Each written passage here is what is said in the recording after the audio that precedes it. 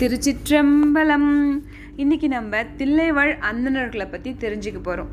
திருவாரூரில் சுந்தரமூர்த்தி நாயனார் சிவபெருமான்கிட்ட அடியார்களை பற்றி எனக்கு நீங்களே சொல்லி அவங்கள போற்றி பாட்டு பாடுறதுக்கு நீங்களே முதலடி எடுத்து கொடுக்கணும் அப்படின்னு கேட்டதுக்கு சிவபெருமானே தில்லைவாழ் அந்தணர்த்தும் அடியாருக்கும் அடியேன்னு முதலடி எடுத்து கொடுத்தாரு. அடியார்கள் வரிசையில் சிவபெருமானே தில்லைவாழ் அந்தணர்களை தான் முதல்ல வச்சு பார்க்குறாரு. அவ்வளோ பெருமை வாய்ந்தவங்க தில்லைவாழ் அந்தணர்கள். அவங்க எங்கேருந்து சிதம்பரத்துக்கு வந்தாங்க அப்படின்னு தெரிஞ்சுக்கலாமா?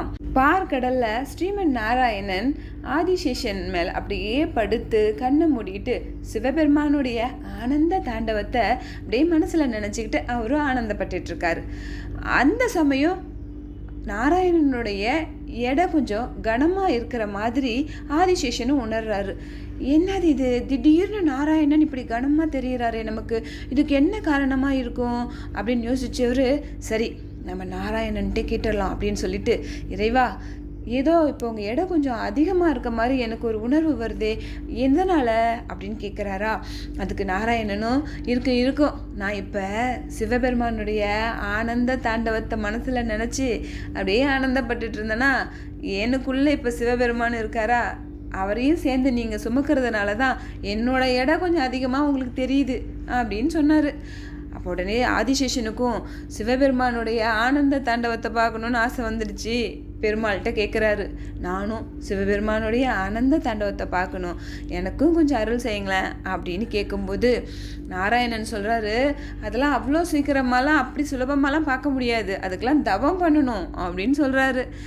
அப்போ ஆதிசேஷனும், நானும் தவம் பண்ணணும், எங்கே பண்ணணும், எப்படி பண்ணணும், அதெல்லாம் நீங்களே சொல்லி கொடுங்க, நான் கண்டிப்பாக சிவபெருமானுடைய ஆனந்த தாண்டவத்தை பார்த்து ரசிக்கணும் அப்படின்னு கேட்டாரா. அப்போ நாராயணனும், நீங்கள் நேராக சிதம்பரம் போங்க, அங்கே வியாக்கிரபாதர்னு ஒரு முனிவர் இதே சிவபெருமானுடைய ஆனந்த தாண்டவத்தை பார்க்கணுன்னு தவம் பண்ணிகிட்ருக்காரு, அவரு கூட சேர்ந்து நீங்களும் தவம் பண்ணுங்க, சிவபெருமான் கண்டிப்பாக உங்களுக்கும் ஆனந்த தாண்டவத்தை ஆடி கட்டுவார் அப்படின்னு சொன்னதுமே உடனே கிளம்பிட்டார் ஆதிசேஷன். அப்படியே ஒரு முனிவர் மாதிரி மாறி இங்கே சிதம்பரத்துக்கு வந்துட்டார். அவர் தான் பதஞ்சலி முனிவர். வந்து வியாக்கிரபாதரோட ஒன்று சேர்ந்து தவம் பண்ணுறாங்க. இவங்க தவத்தில் சந்தோஷப்பட்ட சிவபெருமானும் கைலாயத்துலேருந்து வர்றாரு ஆனந்த தாண்டவம் ஆடுறதுக்கு. அப்போ அவர் கூடவே நிறைய சிவகணங்களோட 78,000 முனிவர்களும் வராங்க. சிவபெருமான் சிதம்பரம் வந்ததும் ஆனந்த தாண்டவத்தை ஆடி கட்டுறாங்க. எல்லாரும் பார்த்து ஆனந்தப்படுறாங்க. தாண்டவம் முடிஞ்ச உடனே பதஞ்சலி முனிவரும் வியாக்கிரபாதரும் சிவபெருமான்கிட்ட, நாங்கள் தினமும் உங்களுடைய இந்த ஆனந்த தாண்டவத்தை பார்த்ததுக்கு அப்புறம் தான் இங்கே அன்றாட வேலையே செய்யணும், அதுக்கு நீங்கள் தான் அருள் புரியணும்னு கேட்டுக்கிறாங்களா. அப்புறம் சிவபெருமானும் சரின்னு சொல்லி அவங்களுக்கு அருள் செஞ்சுட்டு திரும்பவும் கைலாயத்துக்கே கிளம்புறாங்க. அப்படி அவர் கிளம்பும்போது அவர் கூட வந்தவங்க எல்லாம் கிளம்புறாங்க. அப்போ சிவபெருமான் ஒரு 3000 முனிவர்களை மட்டும் நீங்கள் இங்கேயே இருந்து நடராஜருக்கு பூஜை பண்ணிட்டுருங்கன்னு சொல்லிட்டு சிவபெருமானும் மற்றவங்களும் கைலாயத்துக்கு போயிட்டாங்க. அந்த 3000 பேரும் தீட்சை பெற்ற அந்தணர்கள்.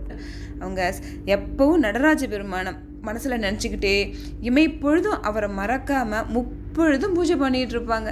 நடராஜ பெருமானுக்கு பூஜை பண்ணுறது தான் அவங்களோட தொழிலாகவே வச்சிட்டு இருப்பாங்க. கிரியை போன்ற மங்கள தொழில்கள் செய்து நடராஜ பெருமானை 4 மறைகளாலையும் ஆனந்தமாக துதிப்பாங்க. அது மட்டும் இல்லாமல் நடராஜ பெருமானுக்கு அகத்தொண்டு, அணுகத்தொண்டு, அகம்படி தொண்டு செஞ்சு மகிழ்வாங்க.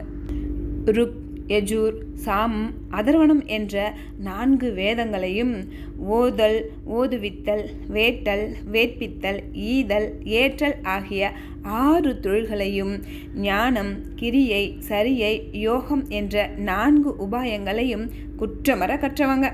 தர்மத்தையே பொருளாகவும் கொண்டு தத்துவ நெறியிலே அவங்களுடைய மனதை செலுத்தி ரொம்ப ஒழுக்கத்தோடு வாழ்ந்தவங்க. வேதத்தில் உள்ளபடி ஆகவன்யம், காருகபத்தியம், தக்னாகினியம் போன்ற யாகங்கள் உலக மக்கள் நல்லா இருக்கணுங்கிறதுக்காக செஞ்சிட்டு இருப்பாங்க. விபூதியே அவங்களுடைய பெரும் செல்வமாக கருதுனாங்க. ஏனைய நிலையற்ற செல்வத்தெல்லாம் அவங்க பெருசாகவே நினைக்கவே மாட்டாங்க. தானமும் தவமும் செய்வதில் வல்லவர்களாகவும் இருந்தாங்க. மற்றவங்க அவங்கக்கிட்ட வந்து எந்த தன்மையில் பேசினாலும் இவங்க தன்மையிலேருந்து மாறாமல் இருந்தாங்க. அதாவது யாராவது இவங்கக்கிட்ட கோபமாக பேசினாலும் இவங்க அன்பாக தான் அவங்கக்கிட்ட பேசுவாங்க. அவ்வளோ பண்புடையவங்க. இன்னும் தில்லைவாழ் அந்தணர்களை பற்றி சொல்லணும்னா, ஒரு முறை பிரம்மதேவர் உலக மக்கள் நல்லா இருக்கணுங்கிறதுக்காக யாகம் பண்ணலான்னு முடிவு பண்ணி எல்லா முனிவர்களையும் வரவழைச்சாரு. அப்போ தில்லைவாழ் அந்தணர்கள் 3000 பேர்த்தையும் வரவழைச்சாரு. யாகம் சிறப்பாக செஞ்சு முடிச்சுட்டாங்க எல்லாரும். சரி கிளம்பலாமே அப்படின்னு வந்தவங்களாம் கிளம்பும்போது பிரம்மதேவர் ஒரு பரிசு கொடுத்து அனுப்பலான்னு முடிவு பண்ணி தில்லைவாழ் அந்தணர்கள் எல்லாத்துக்கும் பரிசு கொடுக்குறாரு. எல்லாத்துக்கும் கொடுத்தாலும் ஒரு பரிசு இன்னும் மீதம் இருக்குது.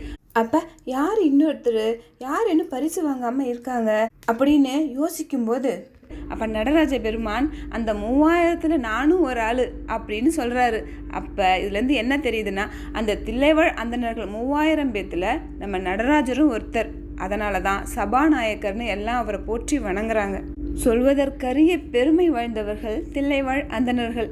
தில்லைவாழ் அந்தணர்த்தம் அடியார்க்கும் அடியேன் திருச்சிற்றம்பலம். இந்த வீடியோ உங்களுக்கு பிடிச்சிருந்தா லைக் பண்ணுங்கள், ஷேர் பண்ணுங்கள், மறக்காமல் இந்த சேனலையும் சப்ஸ்கிரைப் பண்ணுங்கள். இந்த வீடியோ பார்த்ததுக்கு ரொம்ப நன்றி.